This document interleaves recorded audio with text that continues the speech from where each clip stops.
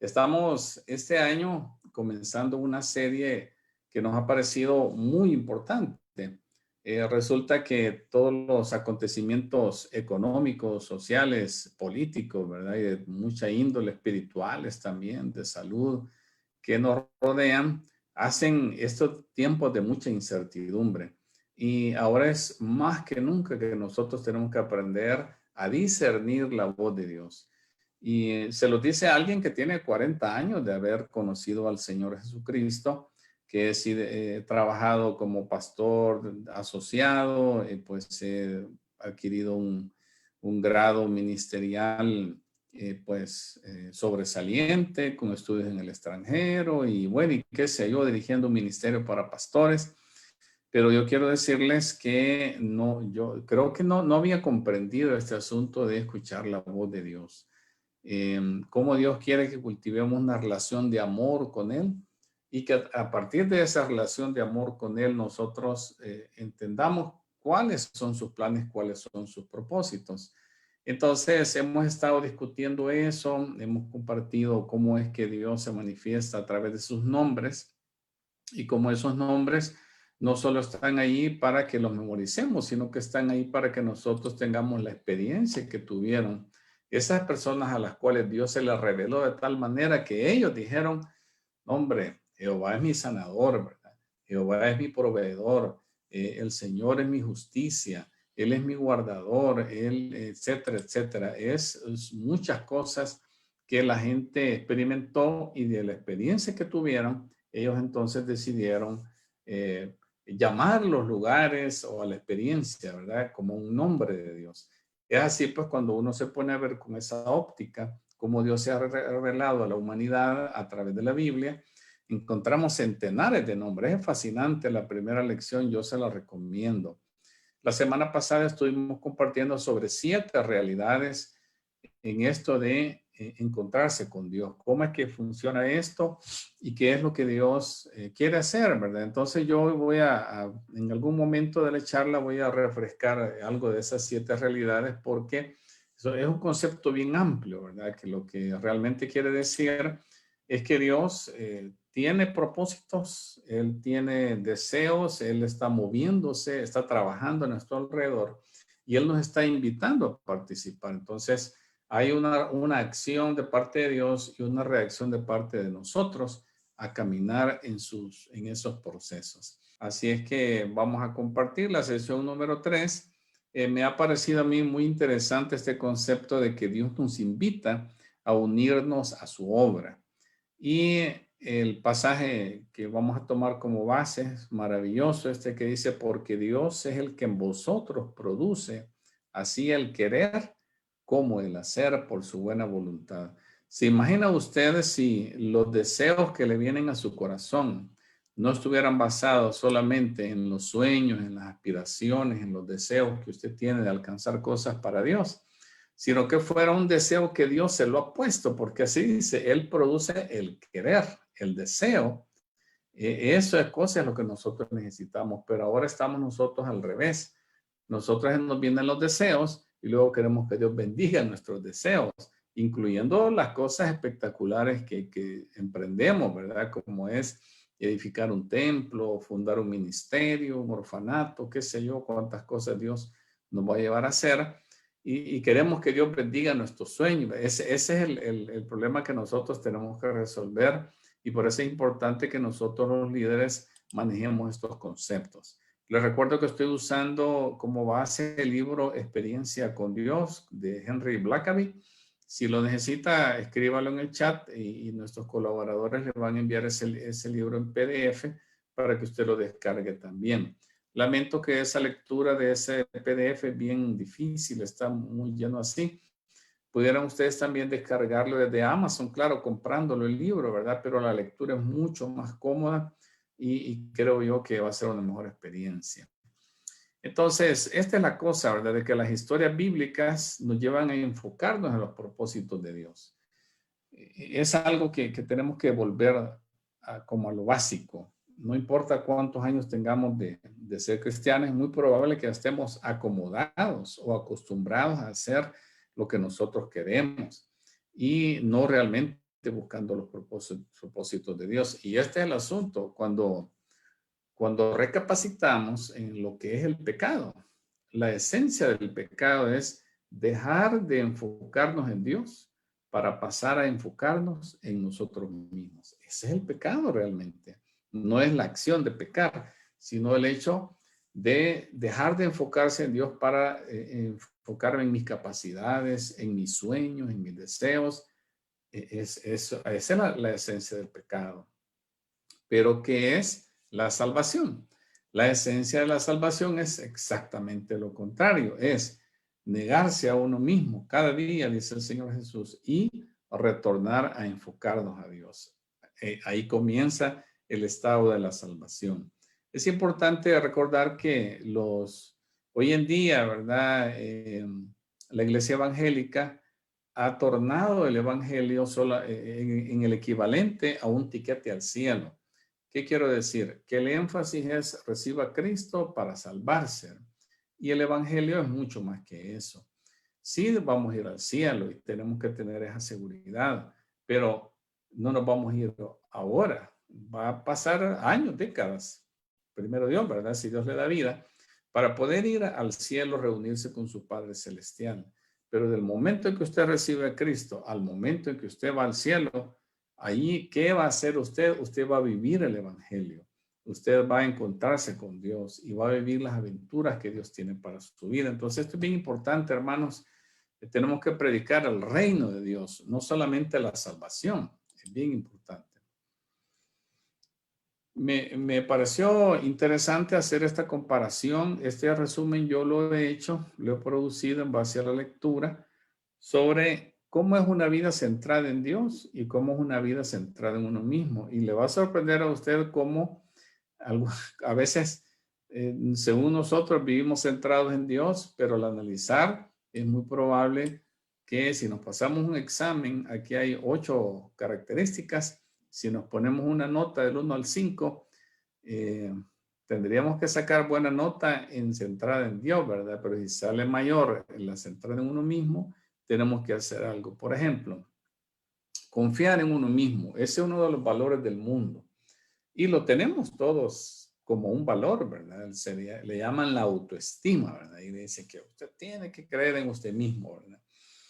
Pero la vida centrada en Dios está plenamente confiada en Él sin que tenga mayores recursos. Como decía Pablo, tu poder, dice, o mi poder, le dice al Señor, se perfecciona en tu debilidad. Una vida centrada en uno mismo es depender de las propias capacidades. Cuando queremos emprender algo, empezamos a pensar si lo podemos hacer en base a lo que somos, tenemos o conocemos. No dependemos de la provisión de Dios. Esa es una de las cosas que tenemos que ir aprendiendo en la vida, que es otra de las características de una vida centrada en Dios, es la dependencia de Dios y su provisión. Cuando Él nos llama, luchamos, ¿verdad? A veces con cosas, pero yo nunca he hecho eso, no sé cómo hacerlo, no sé cómo hablar, no hay autoridad, pero si Dios le llama, debe entender que Dios le va a proveer y Dios le va a hacer que usted lo pueda lograr. Él puede usar a gente ordinaria para alcanzar cosas extraordinarias. La vida centrada en uno mismo, pues obviamente está enfocada en uno, ¿verdad? Pero la vida enfocada en Dios está siempre pensando en qué es lo que Dios está haciendo cada día. Si algo tenemos que hacer en estos días, queridos hermanos, es estar sensibles a qué es lo que Dios está haciendo a nuestro alrededor. Eso indica una vida enfocada en Dios. No le sorprenden las cosas, sino que usted siempre pregunta, ¿qué me estás queriendo decir, Señor? ¿Por qué han sucedido estos eventos? ¿Por qué coinciden estas personas en esta situación?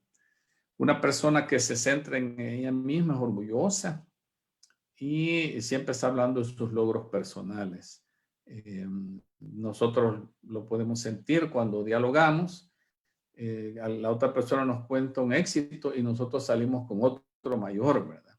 Hasta en lo negativo queremos ganar, ¿verdad? Nos cuenta una enfermedad, nosotros le contamos otra enfermedad mayor, ¿verdad? Es una cosa bien interesante esto del orgullo, tenemos que reconocerlo, porque la vida centrada en Dios requiere humildad. humildad. Y es una de las cosas que tenemos que luchar durante toda la vida.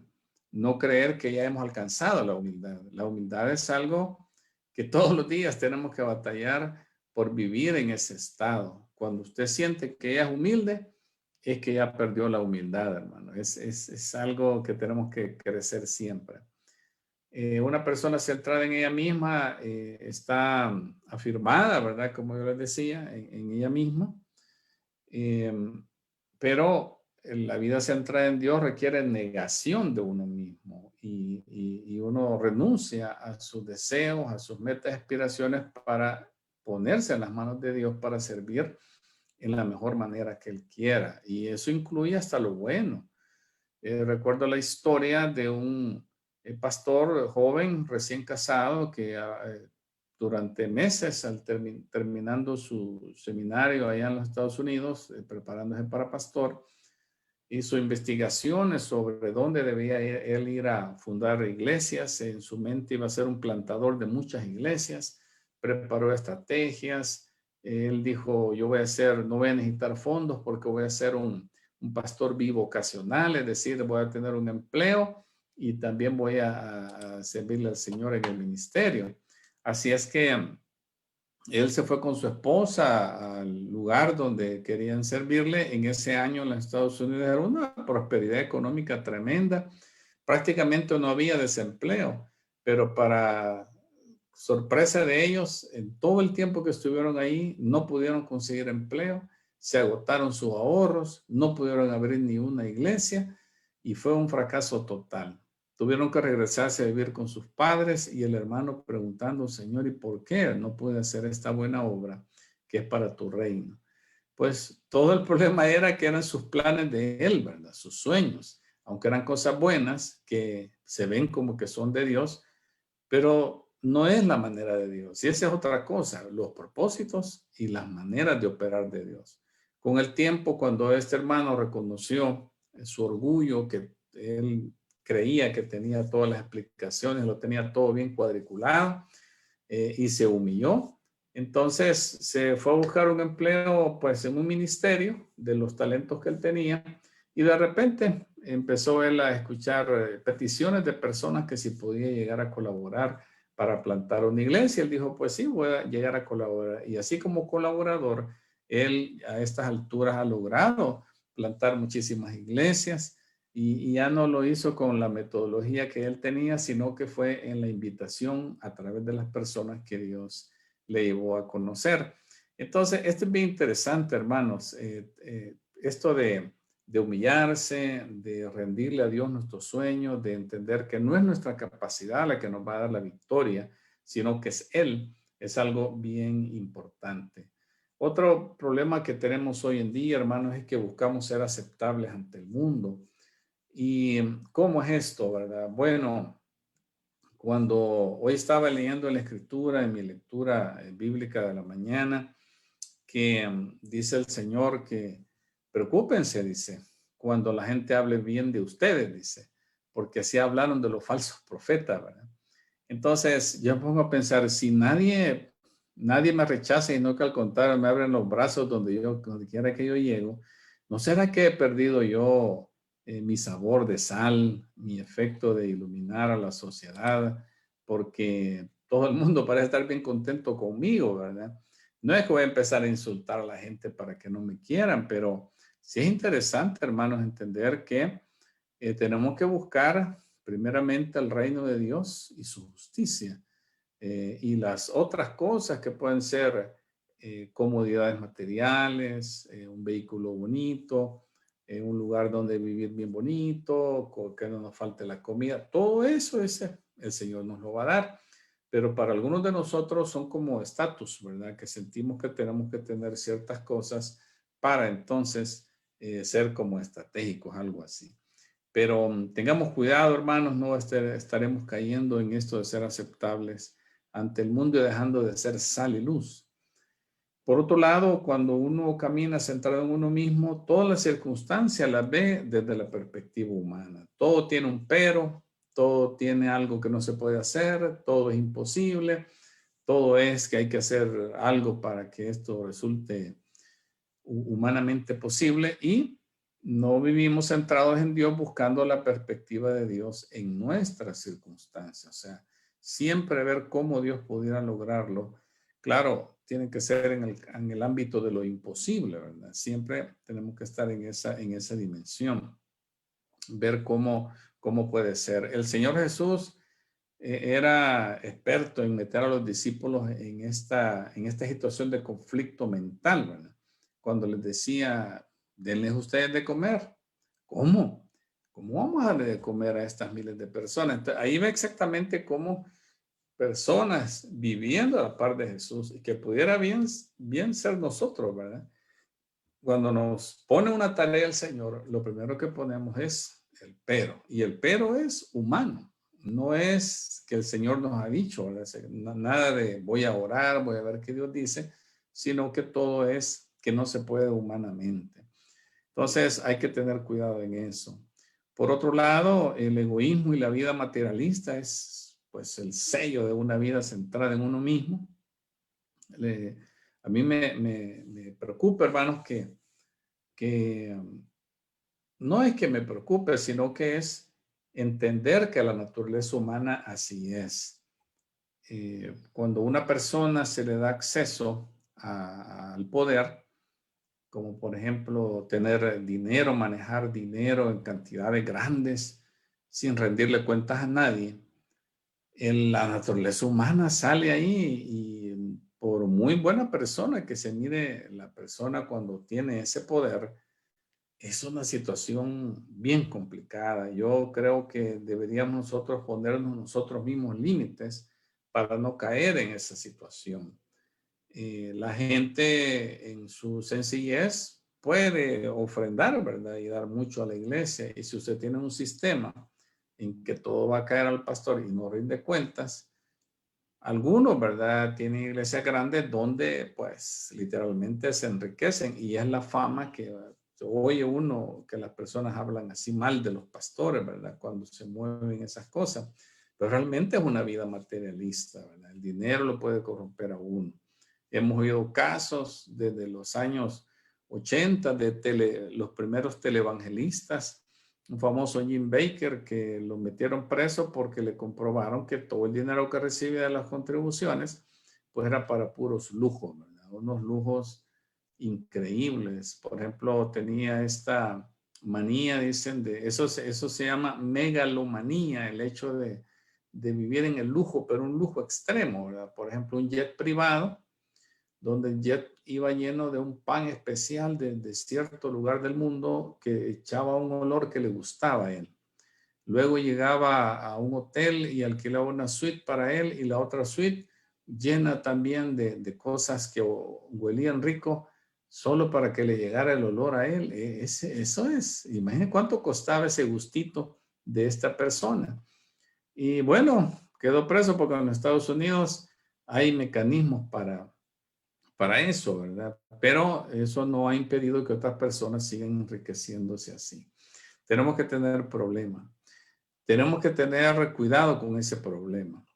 Por otro lado, para finalizar, la vida centrada en Dios debería llevarnos a buscar una vida de santidad y una vida de búsqueda de Dios. Esa es la piedad, ¿verdad? Que dice Pablo, la piedad para todo aprovecha y tiene promesa de esta vida y de la vida eterna. Entonces, la piedad es buscar a Dios. Todo lo que tenga que ver con adorar a Dios, todo lo que tenga que ver con buscarlo, tratar de escuchar su voz, disfrutar su presencia, eh, disciplinas que diariamente le llevan a uno a buscar a Dios. Eso es la vida piadosa. Y una vida santa, es decir, buscar, pues no ofender a Dios con ninguna clase de pecado.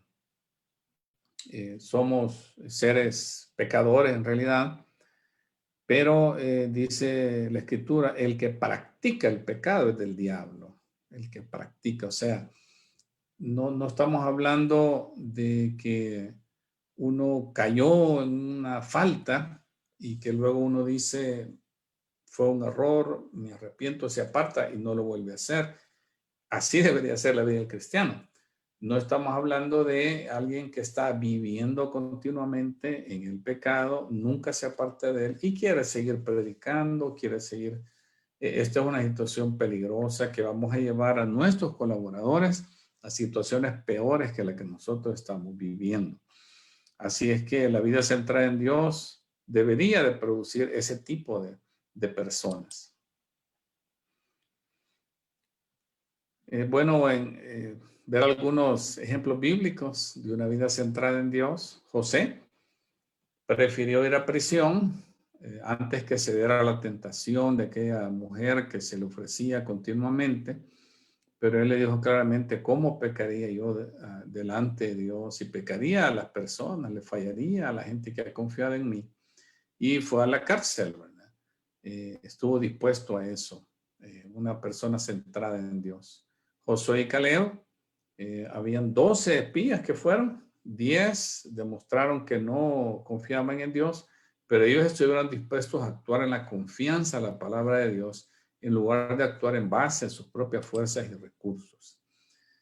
El rey Asa es un personaje curioso porque lo tenemos tanto en el lado positivo como una persona centrada en Dios, y después lamentablemente lo vemos como una persona que falla, ¿verdad? Que no camina en esa confianza. Tuvo el caso de una invasión, una guerra que venía a su nación, y él lo que hizo fue buscar a Dios y oraron, y Dios les dio la victoria sin que ellos pues tuvieran mayor pérdida. Jesucristo dice: el que ama su vida, la perderá. Y el que aborrece su vida en este mundo, para vida eterna, la guardará. Mira, el reino es todo al revés, ¿verdad? Si uno cuida demasiado su vida, la va a perder. Y el que aborrece su vida en el sentido de que pareciera ser que como todo se lo ha dado al Señor, ¿verdad? Y todo lo bueno que el mundo le ofrece lo ha despreciado, entonces esta persona realmente ha ganado la vida eterna. Entonces en el reino las cosas son al revés y tenemos que estar sabedores de que eso así es.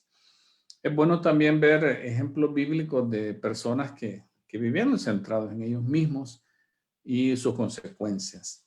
Primero de ellos, el ejemplo de Adán y Eva, que decidieron pues seguir sus propios deseos y violaron el mandamiento del Señor, que les decía que no debían comer de ese fruto, y pues resultó en la ruptura de la relación de intimidad con su creador. La vida centrada en uno mismo nos va a llevar a quedarnos sin una relación con Dios. Los 10 espías que hemos mencionado, en lugar de enfocarse en el poder de Dios, se enfocaron en ellos mismos y en su debilidad. Fíjese bien cómo enfocarse en uno mismo no siempre es que me enfoco en mis cosas positivas, sino que también me enfoco en mis cosas negativas para no hacer algo que Dios me manda hacer, como estas personas empezaron a hablar que ellos tenían muchas debilidades.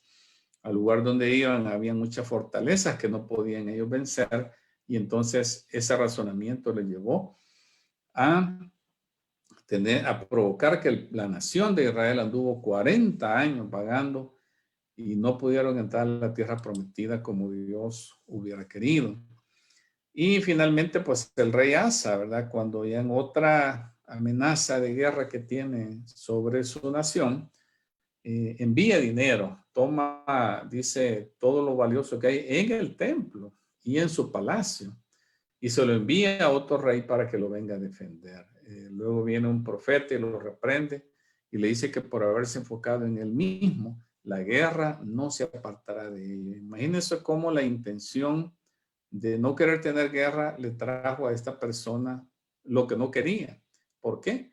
Por no centrarse en Dios, sino que estar centrado en uno mismo. Es una trampa muy sutil y muy común, caer en la tentación de enfocarnos en nosotros mismos. Cada vez que nosotros decimos que lo podemos hacer porque tenemos la capacidad, usted está centrado en usted mismo.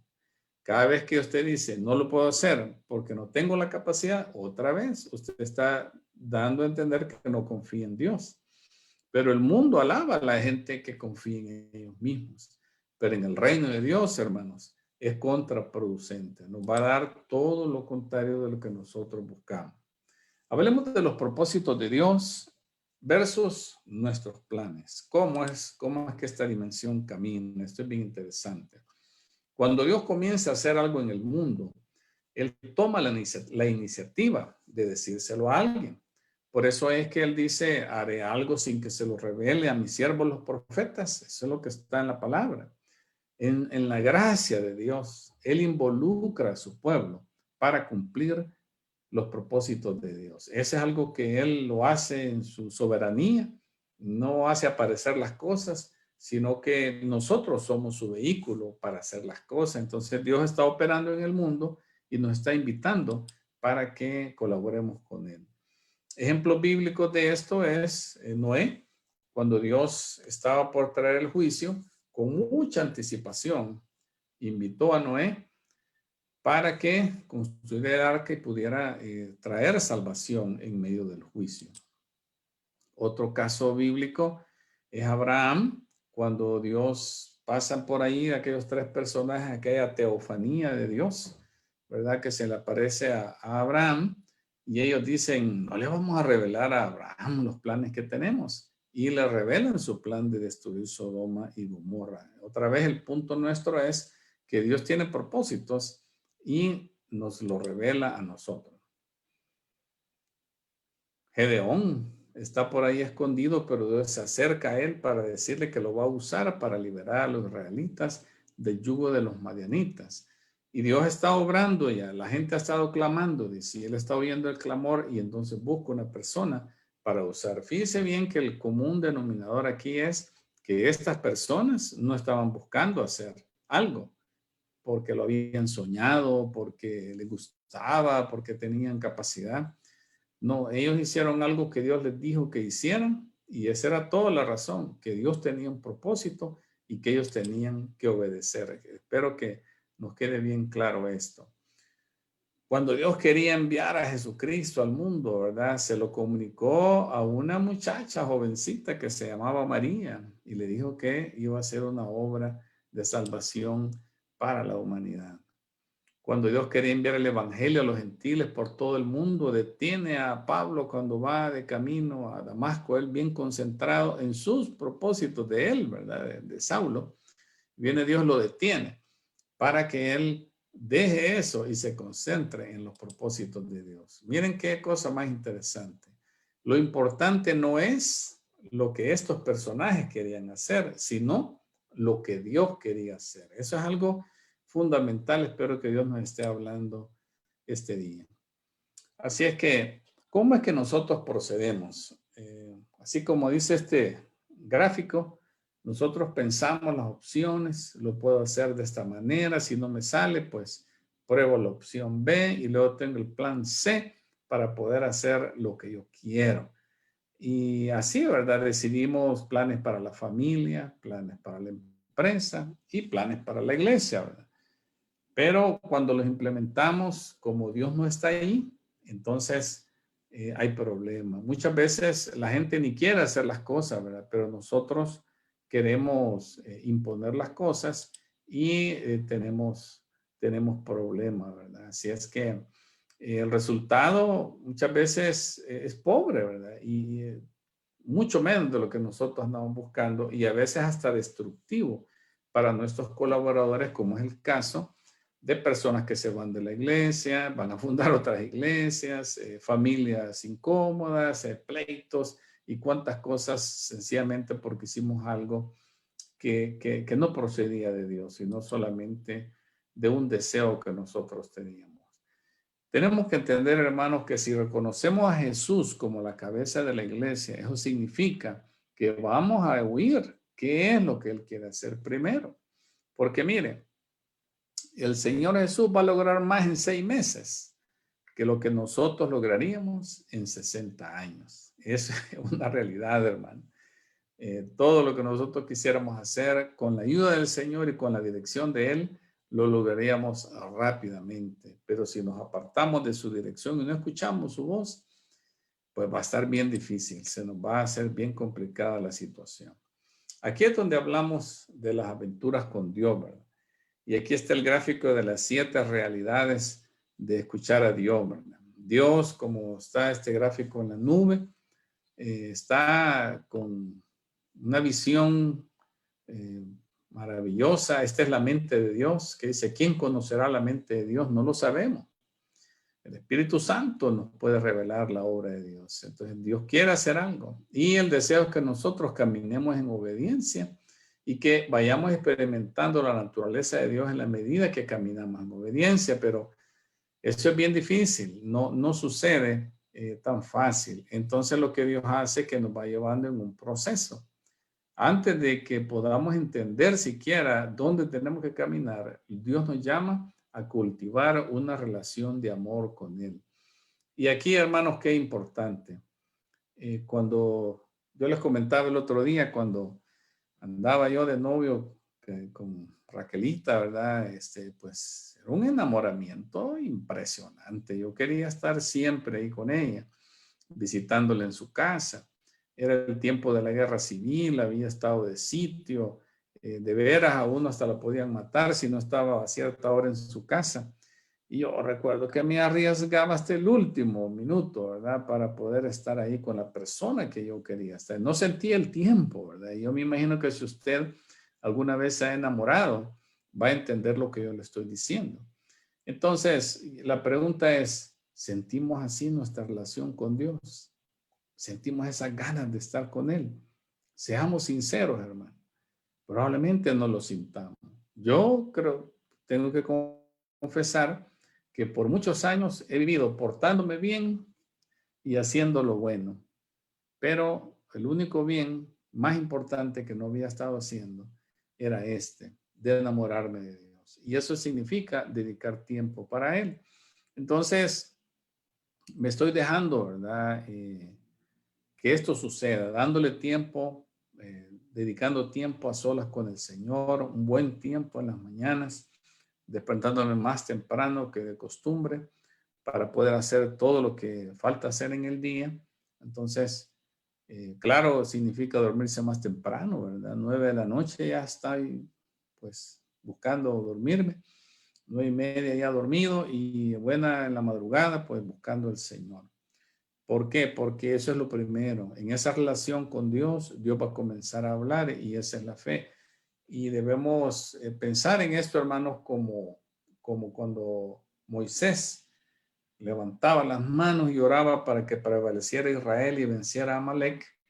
Así es este tiempo de oración, de búsqueda de Dios. No es tanto que estamos pidiéndole cosas a Dios, como cultivando la presencia de Dios en nuestras vidas. Eso es lo primero. Luego, en esa relación, de repente vamos a sentir que Dios nos invita a algo. Y como Moisés, pues nos va a hablar. De alguna manera, Moisés oyó la voz, vio cosas increíbles, pero puede ser que a nosotros nos hable por un versículo, por una predicación, nos va a hablar por cosas que nos van a suceder en la vida varias veces y las vamos a realizar, vamos a decir, esto es increíble, cómo es que esto está sucediendo, la circunstancia y la confirmación de otros creyentes. Dios de alguna manera puede hablarnos así. Eso naturalmente nos va a llevar a una crisis de fe, lo vamos a hablar más adelante, y también cuando ya nos disponemos a caminar, tenemos que hacer ajustes en la vida. Muchas veces puede significar dejar el ministerio que tenemos, mudarnos a otro lugar, dejar ciertas amistades, cambiar la mentalidad, traer nuevos hábitos a la vida, dejar viejos hábitos. Algo tenemos que hacer, así como Abraham empaquetó todas sus pertenencias, agarró sus familiares y se fue de Ur de los Caldeos. Él obedeció y caminó. Ni siquiera sabía para dónde, pero ese tipo de cosas tenemos que hacer para llegar a este nivel de obedecer y experimentar a Dios. Así es que, en resumen, hermanos, sabemos que Dios quiere atraer a cada habitante de la tierra hacia Él. Ese es su propósito, está bien claro. Ir por todo el mundo y hagan discípulos de todas las naciones, bautícenlos y enséñenles todas las cosas, hagan los discípulos. Nos dice que recibiremos poder para que seamos testigos, o sea, esas son cosas claras. Lo que no está claro, hermano, es cómo específicamente usted y yo vamos a colaborar con Dios en ese proyecto de alcanzar el mundo. Nos va el Señor a pedir que hagamos equipos deportivos para jóvenes y que así alcancemos para Cristo a algunos jóvenes. Nos va a pedir el Señor que apoyemos niños en necesidad económica para que puedan salir adelante en la vida, o nos va a ver el Señor a proveer económicamente para algo. No sé, hermanos, cuántas cosas Dios nos puede dirigir, pero todo eso no tiene que ser que yo lo sueño para hacer algo de Dios, sino que Dios me lo pone, Dios me dirige y Dios me confirma. Esa es la aventura con Dios. No se trata de soñar con algo que podamos hacer para Dios. Mire qué interesante. No se trata de soñar con algo que podamos hacer para Dios. Se trata de conocer qué es lo que Él está haciendo, qué es lo que Él quiere hacer. Esto implica renunciar a nuestro ego. Qué duro, hermano. Examinémonos hoy y respondamos a estas preguntas. Dígame, hermano, ¿cuáles son sus prioridades en este momento? Examínalas. ¿Cómo organiza su tiempo en el día? Eso es las prioridades. A lo que usted le dedica más, eso es su prioridad. Entonces, claro, dormir, ¿verdad? Esa prioridad, descontémosla porque todos necesitamos dormir, por lo menos dicen que 8 horas, ¿verdad? Pero quizás de 6 a 8 horas y con siestecitas en el día, ¿verdad? Uno ya puede compensar. Son cosas que se dan por descartado, ese tiempo, ¿verdad? Pero luego el tiempo que usted está despierto, ¿en qué lo ocupa? Esas son sus prioridades. Lo que tiene más tiempo, esa es su prioridad. A lo que le dedica dinero, ahí está su prioridad. Ahora dígame, ¿qué cosa hace usted que la única explicación de que usted lo haya logrado es que Dios está operando en su vida, no que usted tenía el dinero o la capacidad? ¿Qué cosa hay en este momento que usted puede reflexionar que no lo lograría, no lo puede hacer si no fuera de que Dios le ayuda, de que Dios está operando en su vida? Ahora, ¿qué será? ¿Qué será, hermano? Pensemos. ¿Qué cosas hacemos hoy que hacemos si no fuera porque Dios nos ha permitido hacerlo? El año pasado, en diciembre, fuimos con mi esposa a la ciudad fuimos a Guatemala, a una zona rural que está en el camino hacia la frontera con México, entre México y Guatemala. Una aldea Las Palmas, no sé si por ahí tal vez me estará escuchando el pastor Felipe y su hijo Axel, que es parte de las familias que conocimos ahí. Me llamó mucho la atención la vida del pastor Felipe, que es exactamente un cumplimiento de lo que nosotros estamos compartiendo hoy. Una persona que ha sido obediente y ha vivido ahí en ese lugar remoto, que yo le diré, ¿quién sabe de ese lugar ahí? Es un lugar que no es una gran ciudad, es un lugar semi-rural a la orilla de la carretera. Entra usted y caminos de tierra y las personas en sus viviendas muy humildes, pero mi cuñado, el hermano de Raquelita, ha tenido contacto con ellos y ha querido ayudarles. Y nos pide a nosotros que vayamos, nos da la misión de que vayamos a visitar a esta persona. Y vamos nosotros a ver ahí cómo le podemos ayudar. Entonces, cuando yo estaba platicando con el pastor Felipe, de repente sentí que el Señor me decía, este es el cumplimiento de esa palabra que dice que los ojos del Señor se pasean por toda la tierra. Esta es una palabra que un profeta le está hablando a un rey de Israel que se ha aliado con el rey de Judá, se ha aliado con el rey de Israel, y entonces el profeta lo está reprendiendo porque está prestando ayuda al impío. Y le dice, ten cuidado porque los ojos de Dios se pasean por toda la tierra para mostrar su favor a aquel cuyo corazón es completamente suyo. ¿Quién mira al pastor Felipe en esa zona rural, allá por la frontera con México?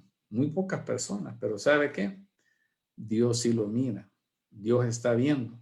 Y de repente aparecen dos personas que vienen de otro país a visitarlo y a llevarle ayuda. ¿Cómo es eso?